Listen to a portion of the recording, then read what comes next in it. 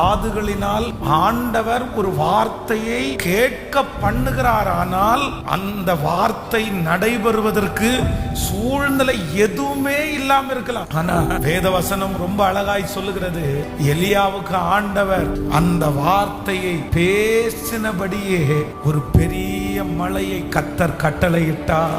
நான் நம்புறேன், கர்த்தருடைய வாயிலிருந்து புறப்பட்ட வார்த்தை உங்களுடைய காதுகளிலே தொனித்திருக்கிறது உண்மையானால், அந்த சத்தத்தை நீங்கள் கேட்டது உண்மையானால், அந்த வார்த்தை உங்களுக்காக கடந்து வருகிறதை நீங்கள் விசுவாசித்தது உண்மையானால், அது உங்களுடைய இருதயத்திலே சந்தோஷத்தை கொடுத்தது உண்மையானால், கண்டிப்பாக 7 நாட்கள் 7 வருடம் நீங்கள் காத்திருந்து கிடைக்காவிட்டாலும் கர்த்தருடைய வார்த்தை கண்டிப்பாக பொய் உரையவே உரையாது.